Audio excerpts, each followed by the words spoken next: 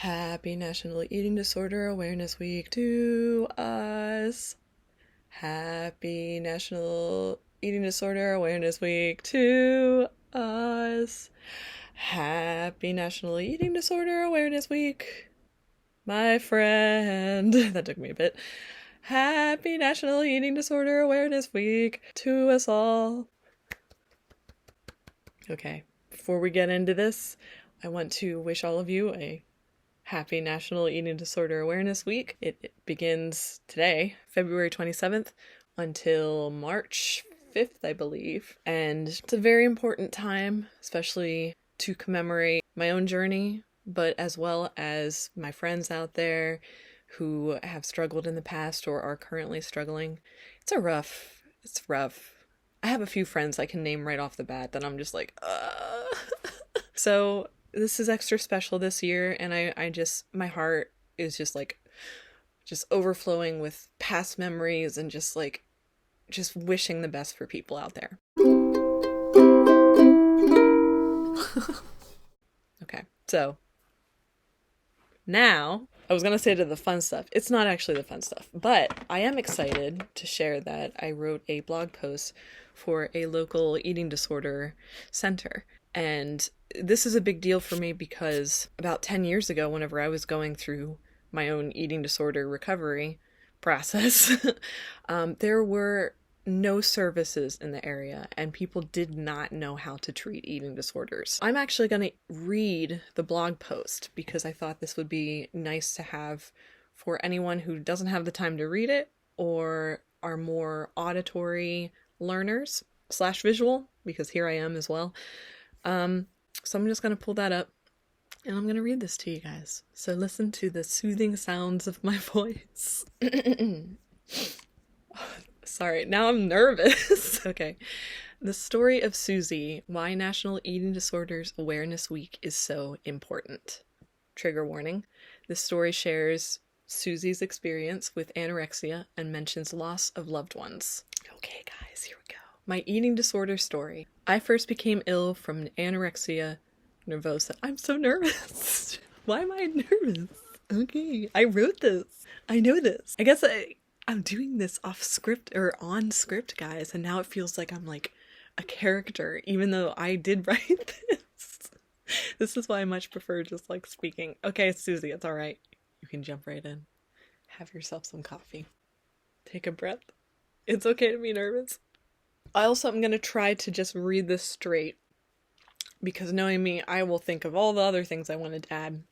I'm not doing that. Okay. I first became ill from anorexia nervosa right around puberty. During this time, I also experienced a change in my social circle. Suddenly, instead of my warm bubble of elementary school friends, I was now among other schools and their friendship groups. I felt scared, left out, and like I didn't know how to navigate making new friends. My grandmom had just died, so my family was grieving at home. And then my first pet died of cancer at just age 5. She'd been my comfort. I felt like something was wrong with me because so much chaos was happening all at once. Because I didn't know how to share those feelings, I tried to ignore them and tried to stop taking up space. It was hard for me to eat or think of myself during a time when the rest of my family was so openly expressing their anger and sadness. Coupled with puberty, which is not easy, and feeling embarrassed and insecure about the changes in my body and what it all meant, I just wanted to hide. Nothing was ever the same. Counselors started getting involved, friends worried, and I was bullied a lot for being so thin and lanky. I wore coats to bed, I lost hair, and barely any photos exist of me during that time. But I did get better. The next year, I joined a Girl Scouts camp trip and had the time of my life. I felt more confident, I started having the best years of my life, but I always worried my eating disorder would come back. At that time, I had not yet had any therapy for my eating disorder. I just acted like it was a blip and wasn't a big deal. Again, in college, anorexia resurfaced amid chaos. And even though I started therapy, I was still unaware of why I wanted to starve and punish myself and tell myself these life changes were my fault. I became so ingrained in the disorder that my life centered around what I wasn't eating and for how long I wouldn't or didn't eat. At this time, I needed more extensive care. My health was rapidly failing. My mom was pleading with me on the phone to choose life, please eat. And I was so incredibly terrified of dying, but also living. Unfortunately, the nearest eating disorder center that was covered by my insurance was over 2.5 hours away. I tried short stays at local hospitals' mental health units, but they were inexperienced with understanding eating disorders and continued to shame me for my lack of eating, like I was doing it to be rebellious. I felt so misunderstood and alone. They thought I was bad, so I must truly be bad. No one else on the units had eating disorders, and I felt very stigmatized and alienated. I did not get proper care there. When I went inpatient for eating disorders specifically, though, I started to truly understand what drove me to fear foods or fear showing myself some love and patience. I could write books about my stays at this inpatient treatment facility. I grew so much during that time and really came to understand myself better. I met lifelong friends who also had eating disorders. It was such a joyous feeling to be surrounded by people who cared and professionals who were knowledgeable in how to care for eating disorders. However, my eating habits were so ingrained that it was a long journey to learn how to care for myself and even just to trust that I was safe enough to love myself.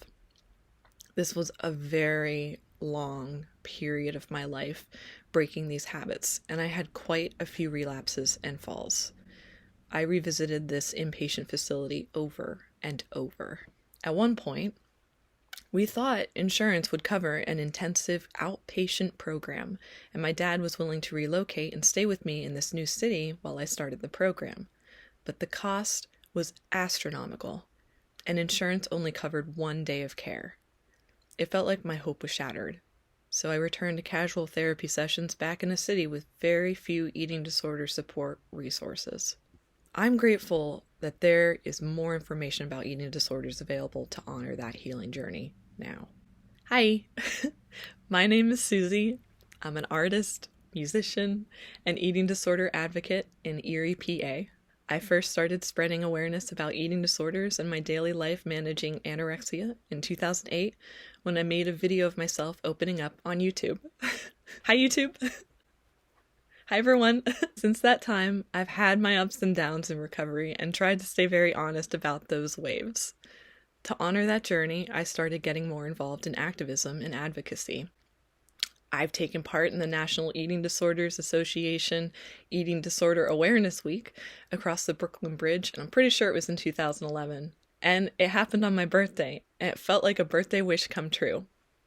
Raised money for the cause, and am now a collaborator and content creator for NEDA.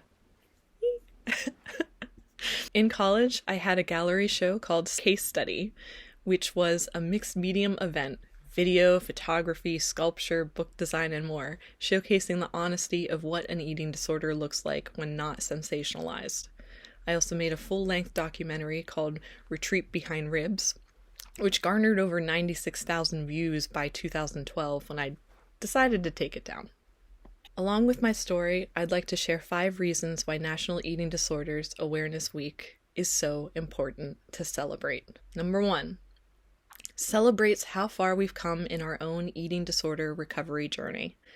This day can mean a lot to those who are in eating disorder recovery now. I remember being so sick with anorexia, I could no longer go on a trip to Italy that I had been dreaming about. I was going to learn painting in Italy, but instead, I was in an inpatient facility with structured meals, fighting against my own mind, and I couldn't even flush my own toilet. Eating disorders can make us feel like we've lost out on life, and oftentimes the way to re-empower us is to share and have others listen to our story. Let's make space for this week, and every week, to listen to other eating disorder recovery survivors' stories too, to help celebrate them during National Eating Disorders Awareness Week 2023. Number 2. Commemorates lost loved ones and honors their eating disorder recovery journey. And this is the part that might make me cry, so you'll excuse me. Yeah, I'm probably gonna cry. Okay. Jeez. This is a hard one to talk about.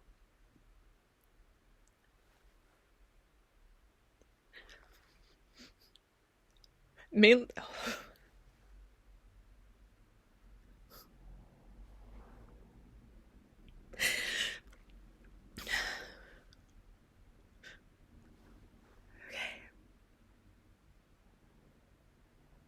Okay. Sorry. I don't have to apologize for this, but... Alright.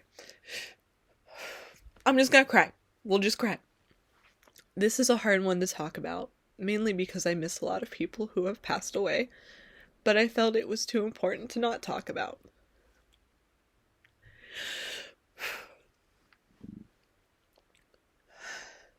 There's a certain level of grief that comes with knowing a friend took their life or starved themselves to death. I'm not laughing at myself. I'm laughing at the fact that I was like, maybe I shouldn't put makeup on. Maybe I shouldn't cry. I might cry. Okay. Exactly a year ago, a close friend of mine passed away unexpectedly. The grief sits on my chest daily. She had been through so much, recovery, ups and downs, and in the end, her journey was cut far too short. I miss her daily and often wonder how I could have better supported her. Ultimately, these journeys are our own. But honoring somebody's eating disorder struggle does not mean just when it ends. I have another friend from treatment whose family member just died, unrelated to eating disorders. But grief has been known to set off and trigger eating disorder behaviors, and so to honor that struggle, I will hold her and her family in my thoughts as I look up at the green and blue bicentennial tower during Eating Disorder Awareness Week.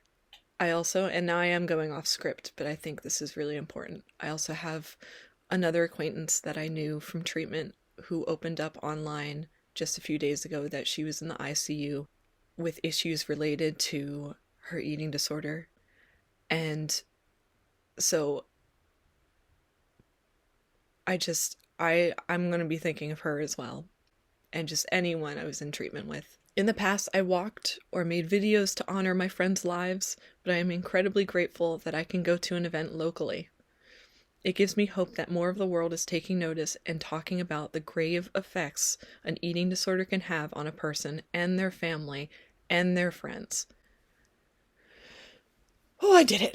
I got through that one. Number 3. It raises eating disorder awareness and could literally save lives. Although it's hard, talking about the sadness that comes with eating disorders is important. So here I am, trying to do that. Through treatment, I have lost a few friends to both anorexia and suicide. It never gets easier hearing that this has happened. I feel like I have a community of headstones weighing on my shoulders, knowing they have passed in these ways. I also have survivor's guilt. I am a suicide survivor. When I forget to eat, my body remembers what anorexia felt like, and instead of just getting hangry, I feel utterly depressed. Every time I feel a pang of hunger, I grieve over the days I punished myself and disliked myself so much. Depression and related mood disorders are no joke. We can't control how others are going to handle their grief and sadness, but perhaps opening up about our own struggles can make one more person feel less misunderstood. The experiences of those suffering from eating disorders are also important to talk about so that insurance companies begin to take them more seriously. I have heard countless stories from friends in treatment having to take out second mortgages to get proper care. That's why advocacy is so important, not for me, but for the others in the thick of their eating disorder. Being told by insurance companies, you don't matter, continue to suffer, give us your money. It is heartbreaking, and some may say inhumane. Number 4. It spreads a message of self-love and acceptance for all bodies. Eating disorders, I like to stress, are mental disorders, not physical ones. So we cannot judge based on somebody's physical appearance whether they struggle or not. If someone says they are struggling, listen. Some of my worst days in recovery were getting used to a new body type, and oftentimes people would comment on my physical appearance, knowing I was in recovery and trying to be positive. But these comments only reminded me that people were fixated on my body. This made me even more fixated on my body and all that it represented to me. My body. My body. My body? Is my body okay? Spoiler alert, it is. Your body is amazing. My body is doing just fine. My own eating disorder journey left me with medical conditions, including nerve paralysis, dysautonomia, and gut health problems, to name a few. It's not pretty, and there are days that it all feels so unfair. But in retrospect, I no longer need to punish myself for the sadness I felt and the effects it has left on my body. I have a constant reminder of what my body has been through, and I can use that information to either further shame myself, or I can learn to stand tall, or wheel tall, since I'm an ambulatory wheelchair user, and use it to remind myself of how far I've come to learn to love myself despite others' opinions of me. I have now internalized that I am enough. And I know that couldn't have been possible without years of therapy. But boy, oh boy, it is hard to trust the process at times. It feels like a lot of pressure to know that, in the end, it is our own responsibility to take care of ourselves. But the beauty of this is we can love ourselves without anyone else's permission. That's kind of freeing, don't you think? Number 5. It helps those with eating disorders know they are seen and they matter, and hopefully they can feel less misunderstood. When you're in the trenches of an eating disorder, you need to be surrounded by supportive people. That can be difficult for many. Bullies exist even into adulthood, and our home life can take a huge toll on our mental health. Even in the medical field, many professionals aren't knowledgeable about eating disorders and can do more harm than good, and they have.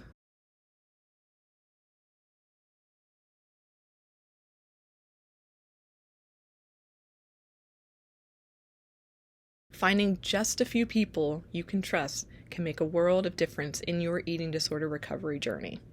And thankfully, celebrating Eating Disorder Awareness Week is bound to bring a few, hopefully many, people who care together.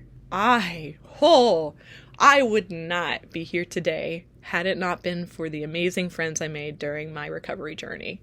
They are oftentimes what keeps me going. Even if it's a made-up conversation I have with them in my head, they are my cheerleaders, my squad, my fellow soldiers in the trenches. You know how you have friends you connect with because you both are obsessed with the same band, or they love to crochet and you do too?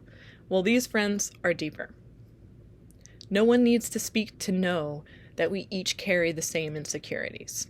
Even to this day, I keep tabs on my eating disorder recovery pals, and I hope they are doing okay. They are my lighthouse in dark times. Oddly enough, after learning more about loving myself, I learned that everyone, with or without an eating disorder, can feel insecure and show it in different, sometimes destructive, ways. Recovery has taught me a new depth of patience and understanding for anyone else dealing with big emotions or feelings of self-loathing.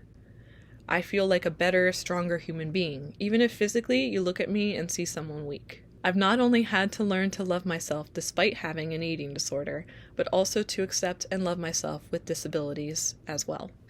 There is always a community of people out there, ready to help you mentally get back up.